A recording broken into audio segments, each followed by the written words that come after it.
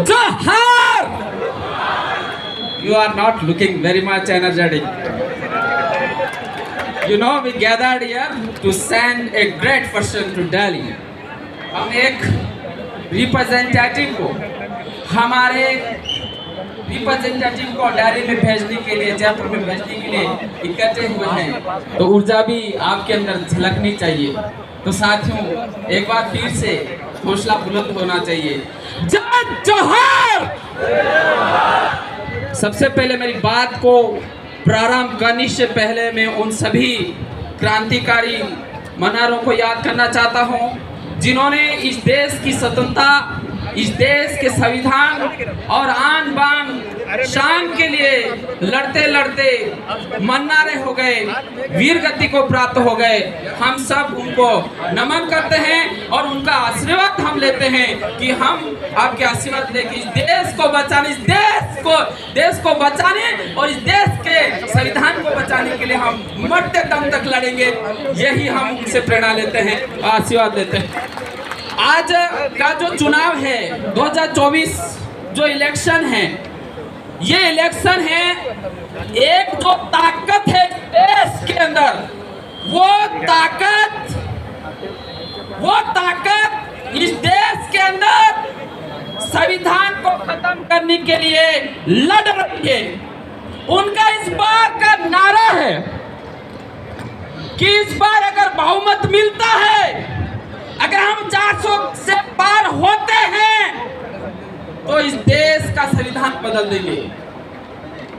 मनुस्मृति लगाने के लिए वो संघर्ष कर रही है।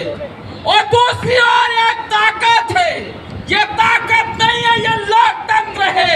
वो लोकतंत्र आप हो और भारत आदिवासी पार्टी है जो इस देश के संविधान और देश को बचाने के लिए संघर्ष कर रही है। और उस सब आप साक्षी हो, आप सभी इसके गवाह। I will not speak much because we went to collected to submit our nominations and we worked very much and became tired and we are feeling tired. लेकिन मैं आपसे यही कहना चाहूँगा कि डूंगरपुर की जो धरती है, डूंगरपुर की वो धरती है जहाँ पर एक 13 वर्षीय बालिका कालीबाई कलासवा शिक्षक के लिए लड़ते लड़ते प्राण त्याग देती है।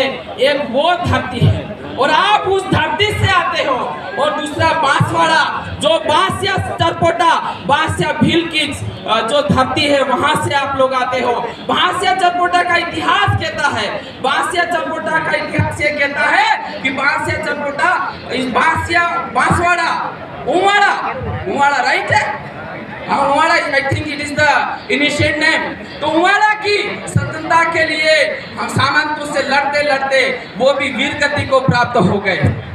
तो आप उस धरती से हो, तो निश्चित रूप से आपका जो खून है, आपका जो डीएनए है, आपका डीएनए इस देश के लोकतंत्र को बचाने के लिए है। और निश्चित रूप से राजकुमार जी रोत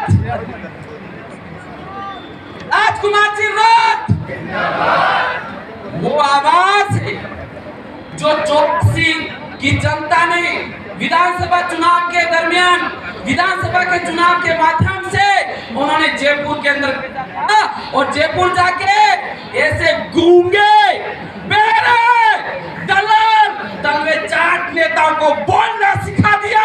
उनको लोकतंत्र की परिभाषा बता दी। वो शख्सियत है। 84 की जनता बहुत ही भाग्यशाली है, बहुत ही क्रांतिकारी है।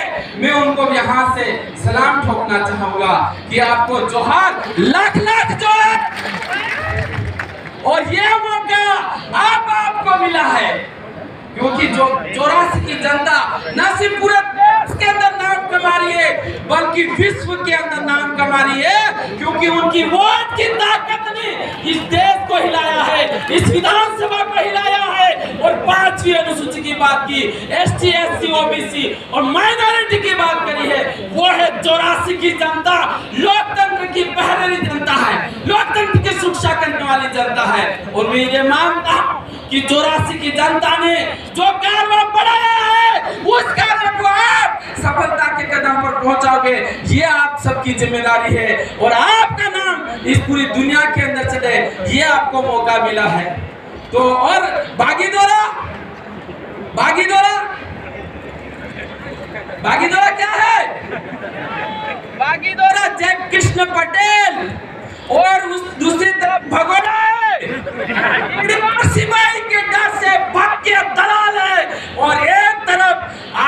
आदिवासी हीरो है जो इस देश के संविधान के लिए लड़ने वाला जय कृष्ण पटेल को जिता के इस बार बागीदुरा की भी जनता अपने ऊपर जो कलंक लगा हुआ है नौकरियां बेचने का, वो कलंक इस बार जय कृष्ण पटेल को विधानसभा में अपना कलंक धो देगी।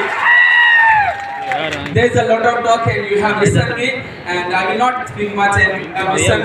So very much thank you very much. Thank you.